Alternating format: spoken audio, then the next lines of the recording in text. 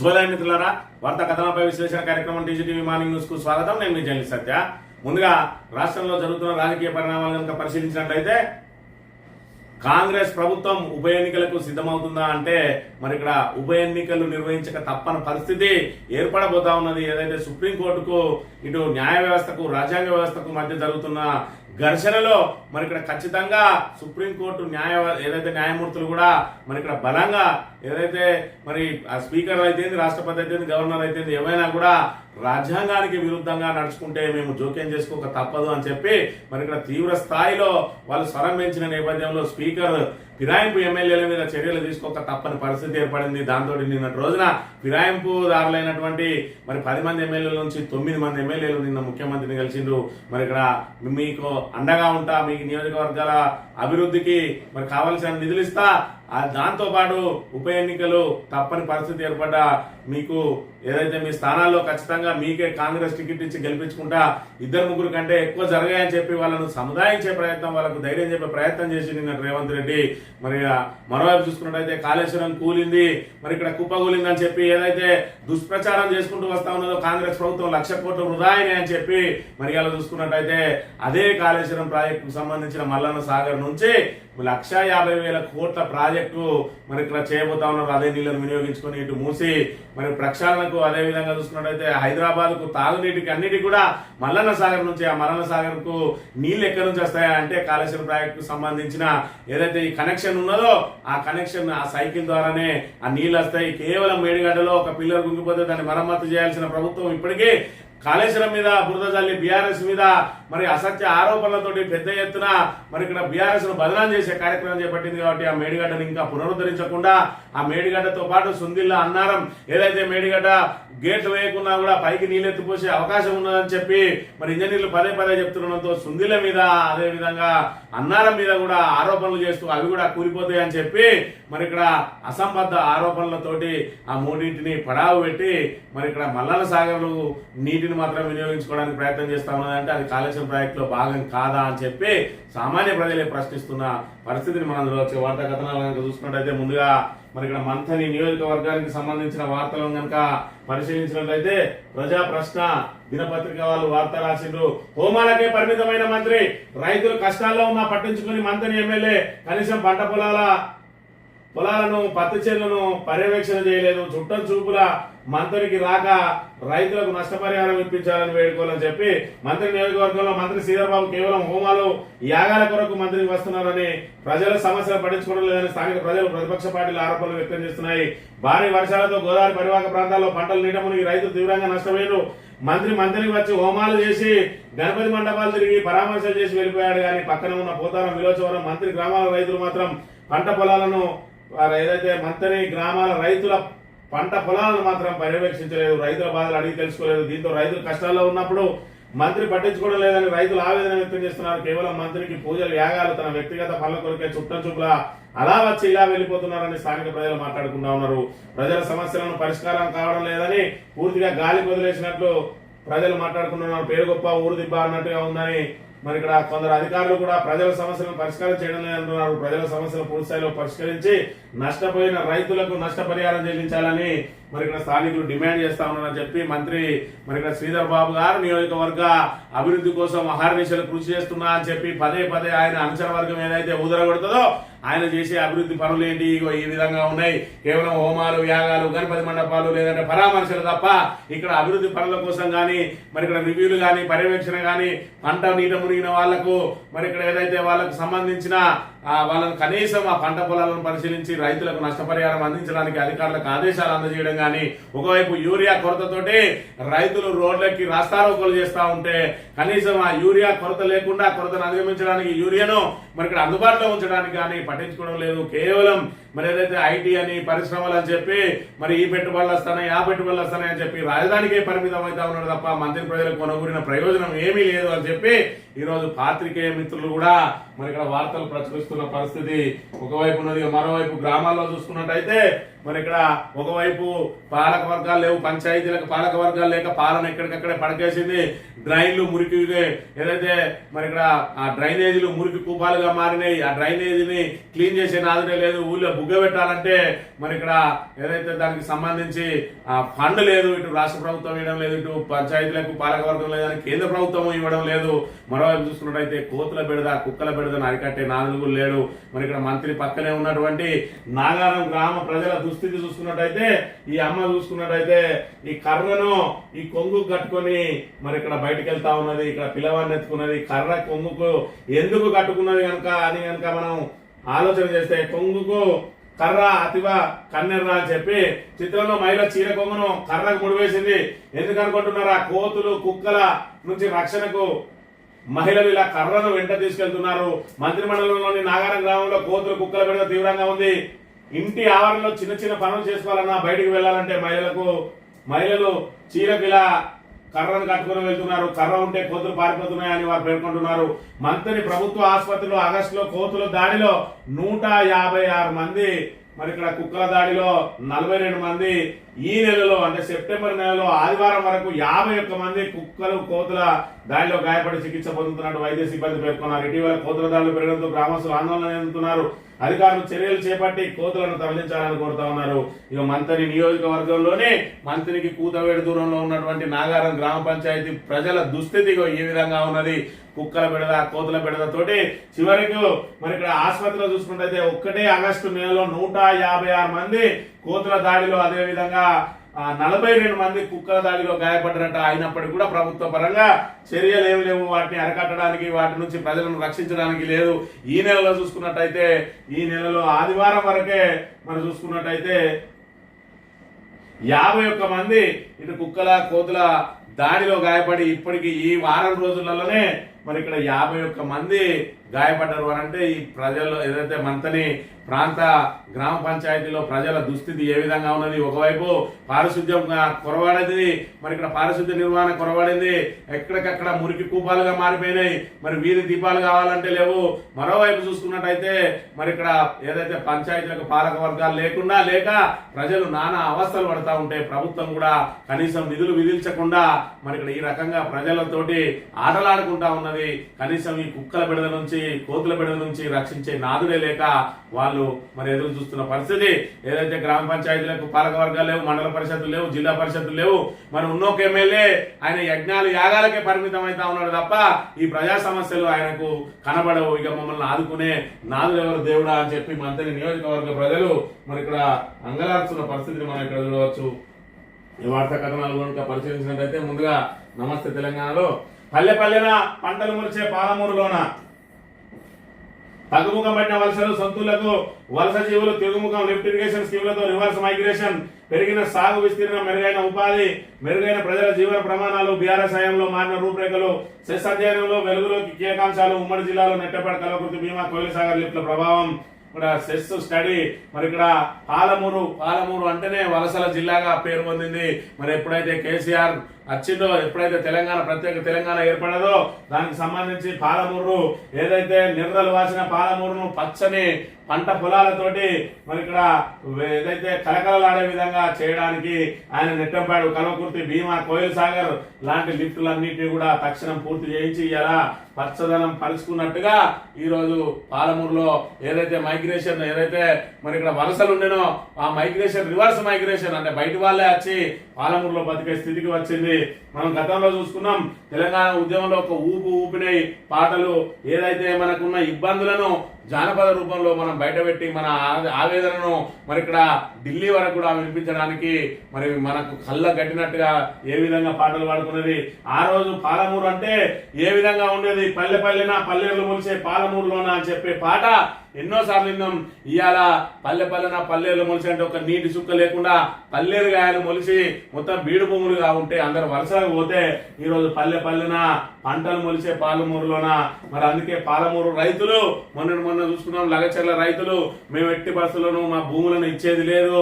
ఏదైతే మరి ఇక్కడ ఫార్మా రంగానికి భూములు కావాలంటే మేము ఎట్టి బస్సులు ఇచ్చేది లేదు. ఇప్పటికే వలసలు పోయి వచ్చిన మేము ఈరోజు మరి ఇక్కడ ఏదైతే తెలంగాణ ఏర్పడ్డ తర్వాత కేసీఆర్ తెచ్చిన పథకాలతోటి, సంక్షేమ పథకాలతోటి, నీటి మరి సౌకర్యాలతోటి ఈరోజు పంటలు పండించుకుంటూ హాయిగా రాజులాగా బతుకుతున్నాం. మళ్ళా మమ్మల్ని వలసబాట పట్టించొద్దని చెప్పి వాళ్ళు ఏ విధంగా పోరాటం చేసిరో చూసిర్రు. అది ఇందుకోసమే మేము ఏదైతే ఆత్మ గౌరవంతో బతకాలంటే మా పొలాలు మాకే ఉండాలని చెప్పే విధంగా అయితే పోరాటం చేసిరో. ఎందుకోసం పోరాటం చేసిరంటే ఈ విధంగా పచ్చదనం పరుచుకొని ఉండే విధంగా మరి ఇక్కడ భీమా, కోయిల్ సాగర్, నెట్టెంపాడు ఇవన్నీ అయితే లిఫ్టులు పెట్టినో వాళ్ళకు నీటి సౌకర్యం కలిగింది. వాళ్ళు పంటలు పండించుకొని వాళ్ళు ఏదైతే వలసలను వదిలేసిన పరిస్థితిని మనం ఇక్కడ చూడవచ్చు. ఇక కూలిపోయిందన్న కాళేశ్వరం నీళ్ళతో 1,00,000 కోట్ల ప్రాజెక్టు, కాళేశ్వరం జలాలతో Godavari drinking water scheme, Mallanna Sagar నుంచి 20 టీఎంసీలను తీసుకొచ్చే ప్లాన్, గణపురం వద్ద 15 టీఎంసీల నీటి శుద్ధి కేంద్రం ఏర్పాటు, 2.5 టీఎంసీల నీళ్లు మూసీ నది ప్రక్షాళనకు వినియోగం, గోదావరి తాగునీటి పథకం ఫేజ్ 2-3 ప్రాజెక్టులను నేడు ముఖ్యమంత్రి రేవంత్ రెడ్డి శంకుస్థాపన. ఇక్కడ చూసుకున్నట్టయితే కాళేశ్వరం కూలింది 1,00,000 కోట్లు వృధా అయినాయి అన్నాడు. 1,00,000 కోట్లు వృధా అయితే మల్లన్న సాగర్ కు, కొండపోచమ్మ సాగర్ కు ఇవన్నిటికి ఏ విధంగా నీళ్లు వస్తాయి, హైదరాబాద్ కు తాగునీరు ఏ విధంగా పోతుంది, ఇవన్నీ ఏదైతే 1,500 కిలోమీటర్ల గ్రావిటీ కెనాల్, 203 కిలోమీటర్లు అయినటువంటి మరి టన్నెలు, మరి ఇక్కడ 19 రిజర్వాయర్లు, 19 పంప్ హౌజులు, సబ్ స్టేషన్లు ఇవన్నిటి వినియోగం లేకుండానే ఈ కాళేశ్వరం నీళ్లు హైదరాబాద్ రాక ఎట్లా పోతున్నాయి గాలిలో. మరి ఇక్కడ ఏదైతే గంగమ్మను నెత్తిలో పెట్టుకుని శివుడు తీసుకొచ్చి ఆ గోదావరి నీళ్ళని అక్కడ వదులుతున్నాడా, ఇక్కడ రేవంత్ రెడ్డి సమాధానం చెప్పాలి. ఒకవైపు ఏమో ప్రజల మధ్య మరి ఇక్కడ ఏదైతే అబద్ధాలను పదే వల్ల వేస్తూ కాళేశ్వరం పనికిరాదంటాడు, అదే కాళేశ్వరం ప్రాజెక్టును బేస్ గా చేసుకుని మల్లన్న సాగర్ నుంచి నీళ్లు తీసుకొని పోయి అలా 1,50,000 కోట్ల ప్రాజెక్టును చేపట్టబోతా ఉన్నాడు. మూసి ప్రక్షాళన జరిగి 1,50,000 కోట్లు దానికి కేటాయిస్తే దాని ద్వారా పండే పంటలు ఎంత, దాని ద్వారా ఉపయోగం ఎంత, కేవలం సుందరీకరణ కోసం చేస్తా ఉన్నాడు 1,50,000 కోట్లు పెట్టి. ఇవాళ నిండా 1,00,000 కోట్లు కూడా కానీ కాళేశ్వరం ప్రాజెక్టు తోటి తెలంగాణ ప్రాంతం మొత్తం కూడా సస్యశ్యామలంగా మారింది. ఇవాళ కాళేశ్వరం ప్రాజెక్టు తెలంగాణ ప్రజలకు మరి ఇక్కడ జీవధారగా నిలిచిందా, రేపు చేపట్టబోయే మూసీ ప్రాజెక్టు ద్వారా ప్రజలకు ప్రయోజనం అనుగుణపోతుందా, దీన్ని బేరీజు వేసుకుంటే చాలు కాంగ్రెస్ ప్రభుత్వ పాలన ఏ విధంగా ఉన్నది, బీఆర్ఎస్ ప్రభుత్వ పాలన ఏ విధంగా ఉండే అనేది ఇప్పటికే చూసుకుంటున్నాం. ఏదైతే వినాయక నిమజ్జనం వేడుకల సందర్భంగా ప్రజలందరూ కూడా కేసీఆర్ రావాలి, సారే రావాలని చెప్పి చిందులు వేసుకుంటూ ఏ విధంగా వేయండ్రు అంటే ప్రజల గుండెలలో మరి ఇక్కడ బీఆర్ఎస్ పట్ల ఎలాంటి మరి భావం ఉన్నది, అదేవిధంగా కాంగ్రెస్ వెళ్ళిపోవాలి, కాంగ్రెస్ తొందరగా గద్దెదించాలనే ఆరాటం కూడా అక్కడ కనబడ్డ పరిస్థితిని మనం ఇక్కడ చూడవచ్చు. ఉప ఎన్నికల తథ్యం, 1-2 చోట్ల బైపోలు తప్పనిసరి, మిగిలిన వారికి ప్రమాదం లేదు. ఫిరాయింపు ఎమ్మెల్యేలతో రేవంత్, పాత కాంగ్రెస్ క్యాడర్ తమను శత్రువులుగా చూస్తున్నారన్న ఎమ్మెల్యేలు, విభేదాలను పరిష్కరించే బాధ్యత పీసీసీ చీఫ్ కు అప్పగించిన రేవంత్, సీఎం డిప్యూటీ సీఎంల భేటీలో పని లేదు, పతార లేదన్న ఎమ్మెల్యేలు అని చెప్పి మరి ఇక్కడ చూసుకున్నట్టయితే ఉప ఎన్నికలు అనేవి ఖచ్చితంగా రాబోతా ఉన్నాయి. ఎందుకంటే ఇటు సుప్రీంకోర్టు కూడా మరి ఇక్కడ బంకు పట్టుకునే ఉన్నది. మరి ఇక్కడ రాజ్యాంగాన్ని మీరు అభాస్యం చేస్తే మేము చూస్తూ ఊరుకోలేమని చెప్పి మీకున్న విస్తృతాధికారాలను ఉపయోగించి రాజ్యాంగాన్ని భ్రష్టు పట్టించే ప్రయత్నం చేస్తా ఉన్నారని రాష్ట్రపతి, గవర్నరు, స్పీకర్ల అధికారాలను మరి ఇక్కడ మీరు ఏదైతే దాన్ని దుర్వినియోగం చేయవద్దని చెప్పి హెచ్చరిస్తున్న నేపథ్యంలో స్పీకర్ ఖచ్చితంగా చర్యలు తీసుకోక తప్పని పరిస్థితి.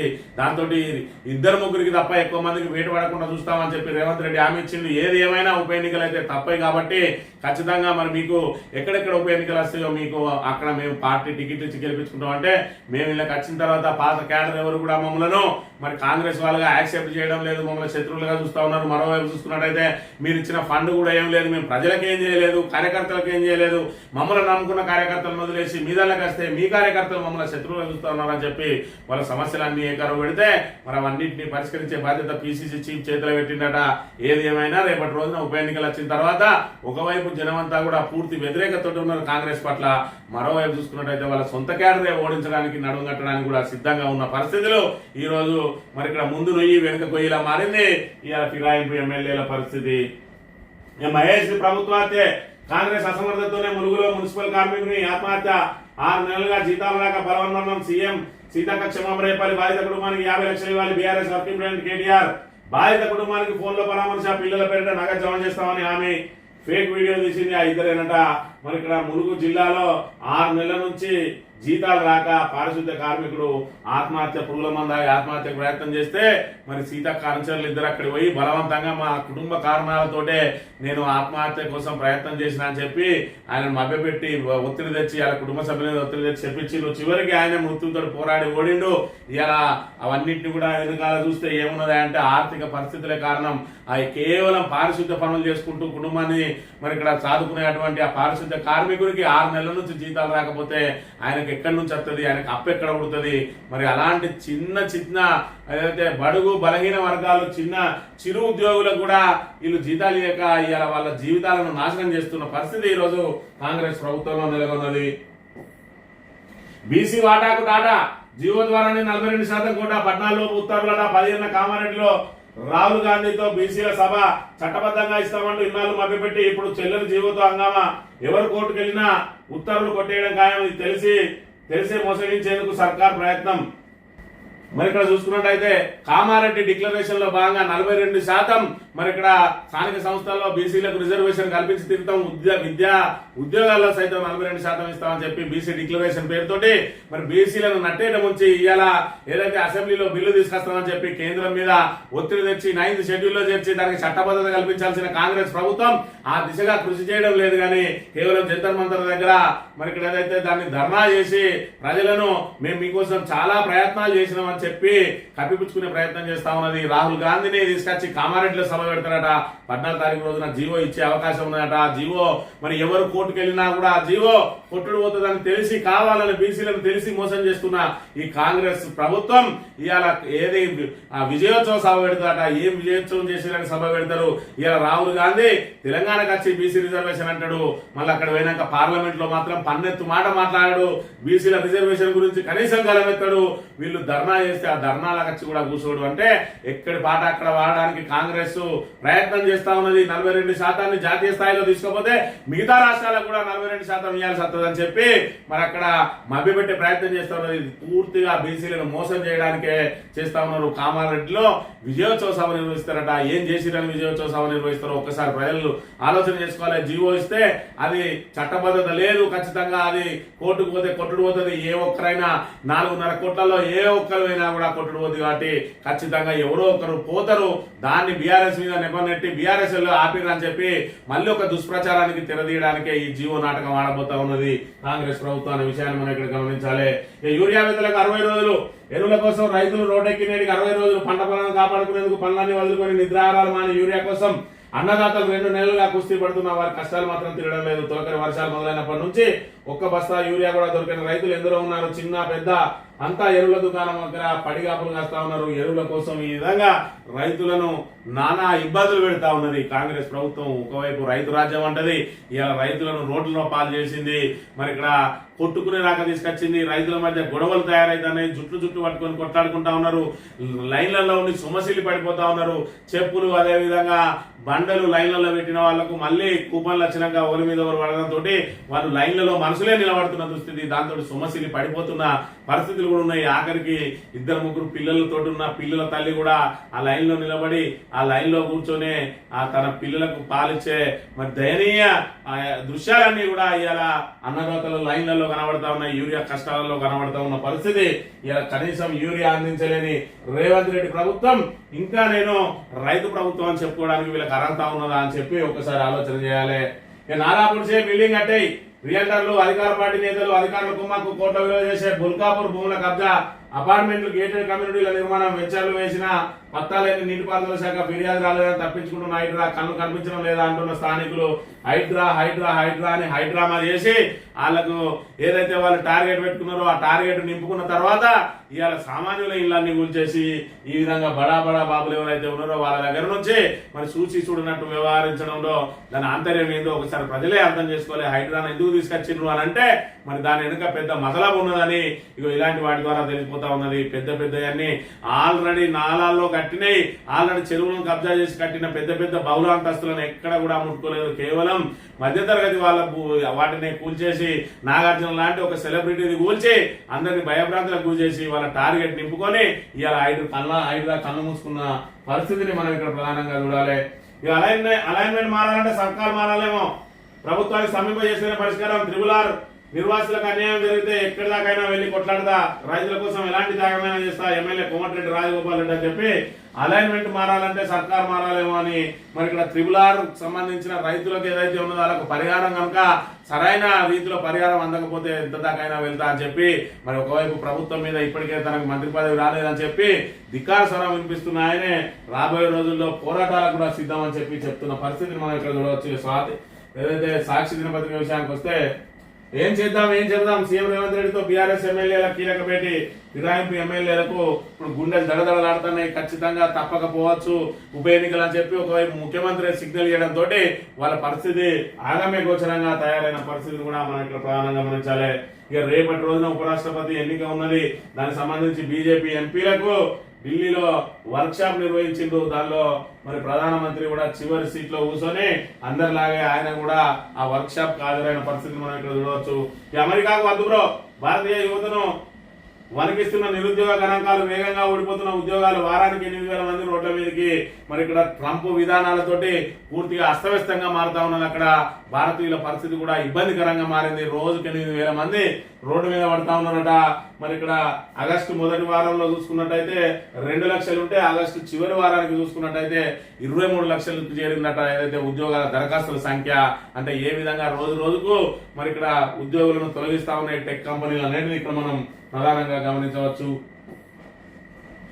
లేబర్ గా చేరి లోగుట్టు పట్టి 4 రోజుల పాటు వాగ్దేవి ల్యాబ్స్ పై ఎంబీబీవి పోలీస్ ఆఫీసర్ నిఘా, పూర్తి వివరాలు సేకరించి మహారాష్ట్ర పోలీసు ఉన్నతాధికారులకు సమాచారం. పట్టుబడిన డ్రగ్స్ సీజ్, 200 గ్రాముల్లో ఉన్న కెమికల్స్ లారీలో ముంబైకి ఏడాది క్రితమే మహారాష్ట్రలో శ్రీనివాస్ విజయ్ ఓలెడ్పై డ్రగ్స్ కేసు అని చెప్పి హైదరాబాద్ నడి బొడ్డున మరి ఇక్కడ సుమారు 12,000 కోట్ల విలువ చేసే డ్రగ్స్ కు సంబంధించిన ముడి సరుకును, అదేవిధంగా 5 కిలోలు తయారైనటువంటి మరి ఇక్కడ డ్రగ్స్ ను కూడా ముంబై పోలీసులు వచ్చి పట్టుకునే వరకు కూడా తెలంగాణ పోలీసులు కళ్ళు మూసుకొని చూస్తా ఉన్నారు. తెలంగాణ పోలీసుల ముందున్న లక్ష్యం ఒక్కటే, ఇప్పుడు ఏదైతే ప్రతిపక్ష పార్టీల నాయకులకు కళ్యం వేయడానికి అయితే సోషల్ మీడియా అకౌంట్లను అన్ని చెక్ చేసుకుంటా ఎవరైతే ప్రభుత్వానికి వ్యతిరేకంగా పెడతారో వాళ్ళ మీద పిలిచి బెదిరింపులకు గురి చేయడం, కాంగ్రెస్ నాయకులు ఏ పిటిషన్ ఇచ్చినా కూడా దాన్ని వెంటనే కేసులు చేసి మరి ఇక్కడ ప్రతిపక్షాలను వేధించడం తప్ప ఇగో ఇలాంటి పనులకు వాళ్ళకు తీరిక ఉండడం లేదు. ప్రభుత్వం వాళ్ళకు తీరిక దొరకనివ్వడం లేదు. కొంతమంది పోలీస్ ఆఫీసర్లు అయితే డైరెక్ట్ మేము కాంగ్రెస్ కార్యకర్తలమే అన్నట్టుగా మరి మెడలో కండువా లేకున్నా కండువా వేసుకున్న కార్యకర్తలాగా పనిచేస్తున్న దుస్థితి. ఆఖరికి ఇలా ముంబై పోలీసులు వచ్చి పట్టుకుంటే తెలంగాణ పరువు పూర్తిగా దిగజారింది. తెలంగాణ పోలీస్ డిపార్ట్మెంట్ పరువు కూడా పూర్తిగా దిగజారిన పరిస్థితిని మనం ఇక్కడ ప్రధానంగా గమనించాలి. ఆంధ్రజ్యోతి విషయానికి వస్తే రోజు కూలీగా వెళ్లి గుట్టు రట్టు చేసిందని చెప్పి ముంబై పోలీసులకు మాత్రం ఏదైతే ప్రశంసలు మామూలుగా ఉండడం లేదనే విషయాన్ని మనం ఇక్కడ ప్రధానంగా గమనించాలి. ఏ క్షణమైనా వెనజులాపై దాడి, డ్రగ్స్ ముఠాలను అంతం చేసేదనుకుంటున్న ట్రంప్, కరేబియన్ సముద్రంలో యుద్ధ నౌకల మోహరింపు, ప్యూర్టోరికో ఎయిర్ బేస్ కు F-35 యుద్ధ విమానాల హింసతో అధికార మార్పిడికి అమెరికా యత్నం, వెనజులా అధ్యక్షుడు మాడ్యూరో ఆరోపణ, అమెరికా దాడి చేస్తే సాయుధ పోరు తప్పదని హెచ్చరిక. అమెరికా చిన్న చిన్న దేశాలన్నింటినీ కూడా తమ ఆధీనంలోకి తెచ్చుకోవడానికి మరి ఇక్కడ సైనిక చర్యలకు పాల్పడబోతా ఉన్నది. వెనజులా మీద దాడి కోసం మరి ఇక్కడ సిద్ధమవుతున్న పరిస్థితిని మనం ఇక్కడ ప్రధానంగా గమనించాలి. ఈ అల్లావుద్దీన్ అద్భుత దీపం, అల్లావుద్దీన్ అద్భుత పెట్టే టీవైబర్ కనెక్షన్ తో సేవలన్నీ నట్టింట్లోకి కంప్యూటర్ గా మారున్న టీవీ, ఇంట్లోనే హోంవర్క్లు, టీ షాట్ కు అనుసంధానంతో ఇంట్లో నుంచే నేరుగా పాఠాలు వినే అవకాశం, స్కూళ్లలో ఏఐ పాఠాల బోధన. మరి ఇక్కడ చూసుకున్నట్టయితే టీ ఫైబర్ కనెక్షన్ అనేది మరి ఇక్కడ ఏదైతే కేటీఆర్ తీసుకున్న ఒక అద్భుతమైన ఆలోచన. ప్రతి ఇంటికి కూడా నెట్ కనెక్షన్ ఉండాలి, ప్రతి ఇంటికాడ కూడా మరి ఏంటంటే ప్రపంచంలో ఏం జరుగుతుంది అనేది ఇలా ప్రపంచం అంతా కూడా అరచేతిలో చూసుకునే విధంగా తయారైంది. కాబట్టి పల్లెలకు సైతం మరి ఇక్కడ ఫైబర్ సేవలు అందాలని చెప్పి ఏర్పాటు చేసిన బృహత్తరమైన కార్యక్రమం త్వరలో అమలు కాబోతా ఉన్నది. కాంగ్రెస్ ప్రభుత్వం ఆధ్వర్యంలో మరి ఇక్కడ కేసీఆర్ ఫలాలు, కేటీఆర్ ఫలాలు అందబోతా ఉన్నాయనే విషయాన్ని కూడా మనం ఇక్కడ గమనించవచ్చు. ఇక ఐటీ అవుట్ సోర్సింగ్ పై ఆంక్షలు, భారత కంపెనీల సేవలను అడ్డుకునే యోచనలో అమెరికా, డొనాల్డ్ ట్రంప్ పరిశీలనలో ప్రతిపాదన, ఆయన సలహాదారు లారా లూమర్ పోస్ట్, ఐటీ రంగాన్ని కాపాడుకునేందుకు విదేశీ సంస్థలు ప్రభుత్వాలతో భారత చర్చలు, ఎలక్ట్రానిక్స్ తయారీ రంగానికి ఊతం, కేంద్ర ఐటీ మంత్రి అశ్విని వైష్ణవ్ వెల్లడి అని చెప్పి మరి ఇక్కడ మన ఐటీకి సంబంధించిన అవుట్ సోర్సింగ్ సేవలు ఏవైతే ఉన్నాయో మనం ఎక్స్పోర్ట్ చేసే ఐటీ సేవలు వాటిని కూడా నిలిపివేయడానికి అమెరికా ప్రయత్నం చేస్తా ఉన్నది. మరి ఇక్కడ ప్రభుత్వం ఏదైతే అమెరికా మన మీద కక్ష సాధింపులకు పాల్పడితే మనం కూడా ప్రత్యామ్నాయం చూసుకోవాలని చెప్పి చెప్తున్న పరిస్థితి. అమెరికా ఒకటే దిక్కు కాదు, జపాన్, పశ్చిమాసియా, యూరోప్, ఆఫ్రికాల ఆఫ్రికా లాంటి దేశాల్లో కూడా ఐటీ సేవలకు పెరుగుతున్న గిరాకట వాటిపై దృష్టి సారించాలంటున్న నిపుణులు ఇప్పటికే పలు దేశాలతో భారత చర్చలని చెప్పి మనం కూడా అమెరికాను పూర్తిగా వదిలేయడానికే సిద్ధపడతా ఉన్నాం. మరి అమెరికా అగ్రరాజ్యంగా ఏదైతే అహంభావానికి దిగి మరి ఇక్కడ పూర్తిగా బ్లాక్ మెయిల్ కు పాల్పడబోతా ఉన్నది. ఈ ట్రంప్ ఏదైతే ఉన్నాడో ట్రంప్ అంతా కూడా పూర్తి స్థాయిలో ఆయన సంబంధించిన వ్యవసాయ ఉత్పత్తులు ఏవైతే ఉన్నాయో అమెరికా వ్యవసాయ ఉత్పత్తులు వాటన్నిటినీ సుంకాలు లేకుండా భారత్ లో విక్రయించడానికే ఈ బ్లాక్ మెయిల్ చేసే ఈ తతంగం అంతా నడుస్తా ఉన్నది. దానికి భారత్ ససేమిరా అంటా ఉన్నది.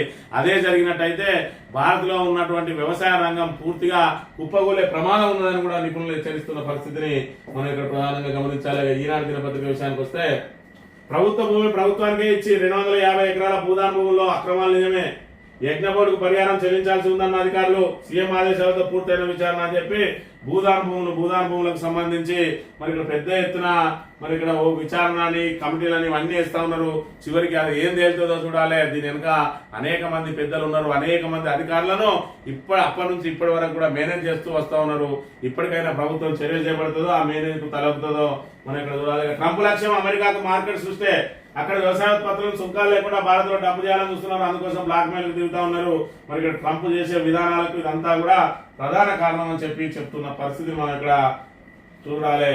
ఇక ఈనాడు రాసిన వార్త చూస్తే మరి ఇక్కడ ఏదైతే 9 మంది ఎమ్మెల్యేలట అభివృద్ధి పనులకు నిధులు ఇవ్వాలని పోయినట, మా పదవులు ఊడుతున్నాయి, మా పరిస్థితి ఏంది అని చెప్పి మరి అక్కడ వెళ్ళిన పరిస్థితి, దాని మీద ఏం చేయాలి, ఎట్లా చేయాలి, ఆ పదవులు ఊడే ప్రమాదం ఏర్పడితే వీళ్ళని ఏ విధంగా ఆదుకోవాలని చెప్పి వీళ్ళ ఒత్తిడి మేరకు అక్కడ మంత్రులందరూ కలిసి కూర్చొని ముఖ్యమంత్రి సమక్షంలో మాట్లాడింది. మరోవైపు చూసుకున్నట్టయితే కాంగ్రెస్ కార్యకర్తలు మమ్మల్ని శత్రువులా చూస్తున్నారు కాబట్టి రేపటి రోజున ఉప ఎన్నిక వస్తే కాంగ్రెస్ శ్రేణులు ఎవరు మాకు సహకరించే అవకాశం లేదు అని చెప్పి వాళ్ళ గోడు వెళ్ళబోసుకున్న పరిస్థితి నిన్నటి రోజున జరిగిందనే విషయాన్ని మనం ఇక్కడ ప్రధానంగా గమనించాలి. గోదావరి భాగ్యం అట, కాళేశ్వరం భాగ్యం అంటే మళ్ళీ ఇక్కడ బీఆర్ఎస్ కి పేరు వస్తుంది అని చెప్పి కాళేశ్వరం నీళ్ళని తీసుకుపోయి మరి ఇక్కడ హైదరాబాద్ కు తాగునీరు మూసీకి ప్రక్షాళనకు ఉపయోగించే కార్యక్రమానికి తెరలేపిను. కాళేశ్వరమే కూలితే మరి కాళేశ్వరంలో ఉన్న నీళ్లు ఏదో ఆకాశంలోకి వెళ్ళిపోతున్నాయా ఒక్కసారి ప్రజలు గమనించాలి. కాళేశ్వరం కూలింది అని చెప్పి చేసేది కాంగ్రెస్ ప్రభుత్వం చేసేది ఏదైతే దుష్ప్రచారం మాత్రమే. కాళేశ్వరం చెక్కు చెదరకుండా అదే విధంగా ఉన్నది. సాంకేతిక కారణాలతోటి కేవలం ఒక పిల్లర్ ముంగింది, 2 పిల్లర్ల మీద వేటు పడ్డది. మొత్తంగా ఆ బ్లాక్ మార్చేసినా కూడా 300 నుంచి 400 కోట్ల మధ్యలోనే మరమ్మతు అవుతుంది. దానికి కూడా నిర్మాణ సంస్థనే భరిస్తుంది దానికి సంబంధించి. అయినా కూడా దాన్ని పునరుద్ధరించకుండా మరి ఇక్కడ ఏదైతే రైతాంగాన్ని ప్రజల తాగునీటిని సాగునీటిని ఫనంగా పెడతా ఉన్నది. దానికి తోడు ఈ కాళేశ్వరం మరమ్మతు చేయని కారణంగా ఇవాళ గోదావరి జలాలు బయటికి పోతా ఉంటే ఏపీ ఒడిసి పట్టుకోవడానికి బంకచెర్లకు ప్లాన్ చేసింది. మరి ఇక్కడ గత 10 సంవత్సరాల నుంచి ఏ రోజు బంకచెర్ల కోసం ప్రయత్నం చేయలేదు. ఇప్పుడే ఎందుకు చేస్తా ఉన్నదంటే ఇవాళ కాళేశ్వరాన్ని కూలింది అని చెప్పి ఓట్ల కోసం ఏదైతే వీళ్ళు ప్రచారం చేసుకుంటా ఉన్నారో మరి ఇక్కడ మీరు ప్రాణహిత నీళ్లు వృధాగా పోతున్నాయి కాబట్టి మేము వాడుకుంటామనే పరిస్థితిని తలెత్తింది. ఇవాళ దానికి ప్రధాన కారణం కాంగ్రెస్ ప్రభుత్వమే. ఇవాళ గోదావరిలో లేని వాటాను వాళ్ళకి కల్పించడానికి ఇవాళ కాళేశ్వరం మీద కుట్రలు అంతా ఉన్న పరిస్థితిని మనం ఇక్కడ చూడాలి. ఏది ఏమైనా కూడా అటు బీజేపీ, టీడీపీ, కాంగ్రెస్ 3 కూడా తెలంగాణకు బద్ధశత్రులే అనే విషయాన్ని గమనించాలని కోరుతూ ఇది ఈ రోజు మార్నింగ్ న్యూస్. తిరిగే బద్దాం. Thank you very much.